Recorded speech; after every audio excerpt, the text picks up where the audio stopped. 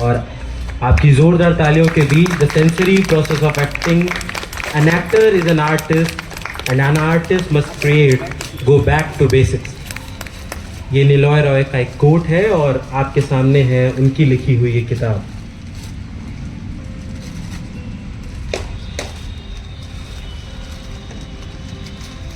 हमारे साथ हैं the sensory process of acting के लेखक निलॉय रॉय। सर, आज आपकी पुस्तक जो विमोचन जिसका हुआ है, तो वो पुस्तक नए स्टूडेंट्स के लिए किस तरीके से इम्पोर्टेंट है? नए स्टूडेंट्स के लिए इस तरीके से इम्पोर्टेंट है। दो बातें मैं बताऊंगा। एक ये है कि जो आज के स्टूडेंट्स हैं वो ज़्यादा एक्सपोज्ड है। तो ज़्यादा एक्सपोज्ड होने के कारण से उनको समझ में नहीं आता है कि क्या करना चाहिए और क्या नहीं करना चाहिए। नाटक में इतने प्रोसेसेस हैं और वो थोड़ा सा भटक जाते हैं कि उसको एग्जीक्यूट कर सके तो कैसे करे।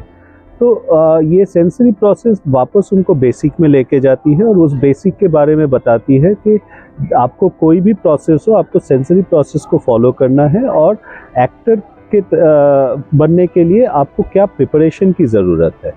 आजकल जब वो सीखते हैं तो कहीं ना कहीं उनके लिए ऐसा होता है कि वो सीखते तो हैं लेकिन बहुत सारा उन पे इन्फ्लुएंस होता है ऑनलाइन जो भी चल रहा है उसका।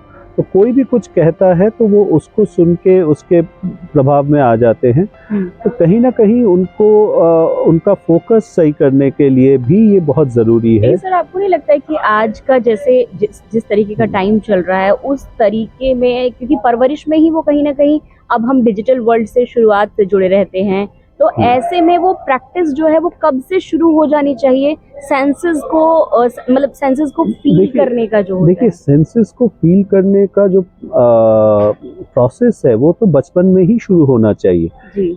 आज हम बातों बातों में कह देते हैं कि समाज सेंसिटिव नहीं है, ये कहना बहुत आम बात है। सेंसिटिव होगा कैसे कि हम सेंसेस को ही यूज ना करें और सेंसेस को यूज करके वो सहानुभूति हम तभी तो जब हम देखेंगे और देखने का नजरिया जो जब अलग होगा तभी तो वो सहानुभूति आएगी। आपने बताया बुक में भी 3 चीजों की आप बात कर रहे हैं, sense, sensibility and sensitivity, right. तो आपको नहीं लगता है कि आजकल की जो पेरेंटिंग है या जिस तरीके से आज का टाइम बदल रहा है, दोनों पेरेंट्स जो है वर्किंग है, टाइम नहीं है, और एक्टिंग में भी इसको फिर बाद में, क्योंकि वो तो ग्रोन अप चाइल्ड है जो आपके पास आ रहे हैं, हाँ।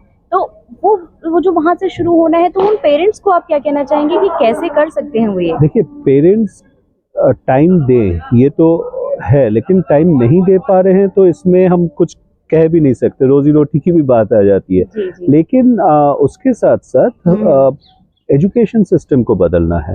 अगर पेरेंट्स टाइम नहीं दे पा रहे हैं तो एजुकेशन सिस्टम क्या कर रही है, वो भी तो एक कॉपी बुक सॉल्यूशन पे काम कर रही है।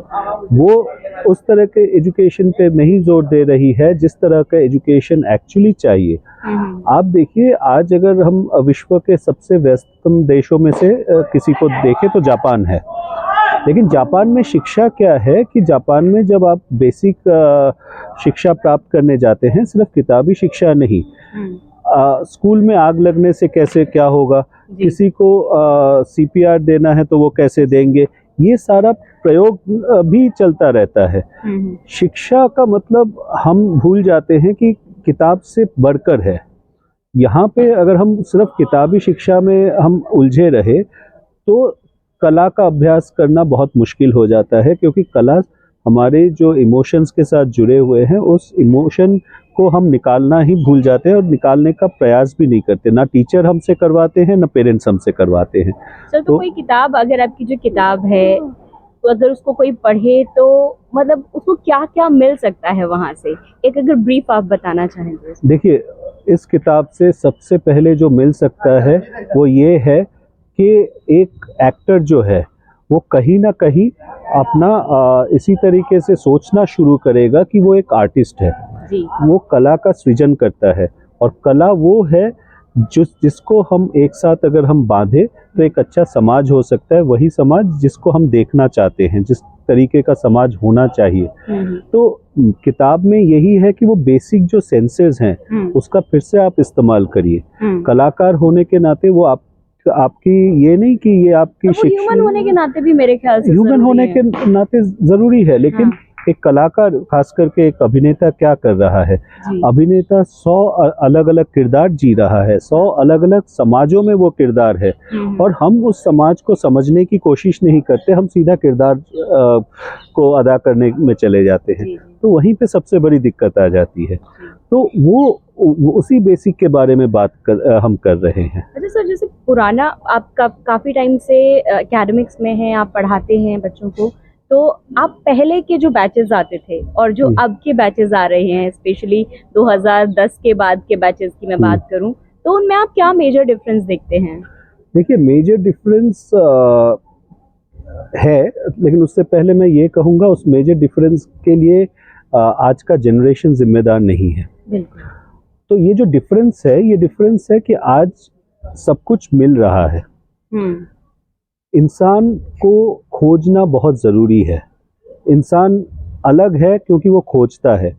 उसने अगर आग भी खोज के निकाला है, पहिया भी खोज के निकाला है, वो खोज जो है वही इंसान को अलग करता है। आज उस खोज के लिए ही सर वक्त नहीं मिल रहा है लोगों को, उस वक्त को कैसे निकालें? नहीं, दूसरी बात ये है ना कि वक्त है, वक्त बहुत है, लेकिन उस वक्त में हमें जो मिल रहा है हम उसी को ले रहे हैं, हम अपने तरफ से नहीं खोज रहे, एफर्ट्स नहीं डाल रहे हैं। तो ये जो एफर्ट डालना है ये बहुत जरूरी है।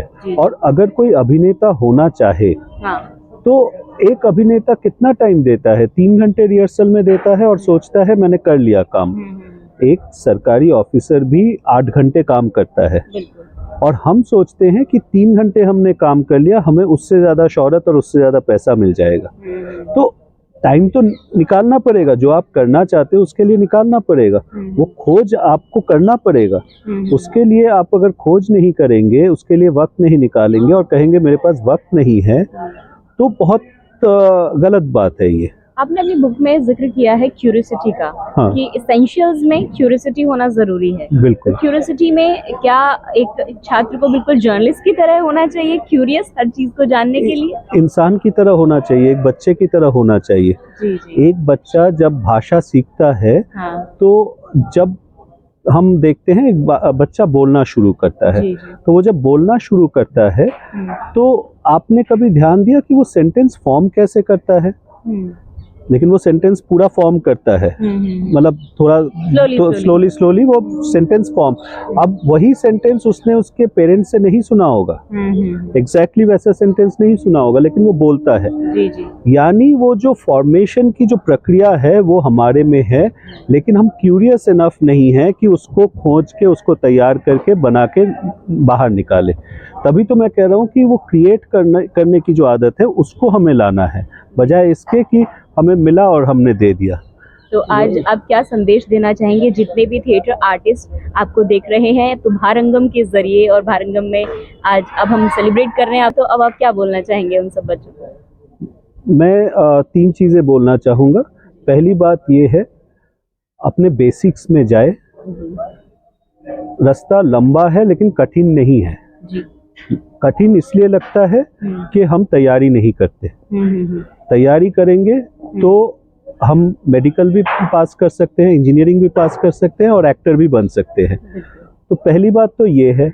दूसरी बात ये है कि फिनिश्ड प्रोडक्ट जो है उसको आप प्रोडक्ट की तरह ही रखिए, उसको प्रोसेस मत समझिए। प्रोसेस जो है वो अलग है, प्रोसेस में इन्वॉल्व हो, एंड प्रोडक्ट में नहीं। कि हमने नाटक देख के नाटक सीख लिया, नाटक देख के कोई नाटक नहीं सीखता है। कर्म में रहे, लेकिन फल की इच्छा जो है वो है।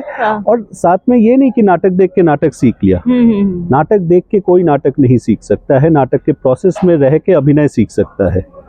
तो ये समझे। और तीसरी बात ये है कि अपनी खोज को जारी, मतलब उसको कंटिन्यू करना है, क्योंकि वो खोज ही है जो हमें अलग करेगा। हर इंसान अलग है। तो मेरी जो सोच है वो आपसे अलग है, और इसीलिए मैं क्रिएटिव हूँ, आप भी क्रिएटिव है। लेकिन हम अगर किसी को फॉलो करने जाए तो क्या होगा, मेरी सोच उसकी तरह हो गई, यानी मैं तो क्रिएटिव नहीं रहा। आपकी जो यूनिकनेस है वो खत्म हो जाएगी। विश्वास करें इंडिविजुअलिटी पे, ग्रुप में रह के, लेकिन इंडिविजुअलिटी पे भी विश्वास करें, कॉन्फिडेंट रहे कि हाँ मैं कर सकता हूँ, और वो करेंगे। बहुत बहुत धन्यवाद सर आपका जिंदगी विद दिव्या में जुड़ने के लिए। आप हमसे जुड़े। आपका थैंक यू।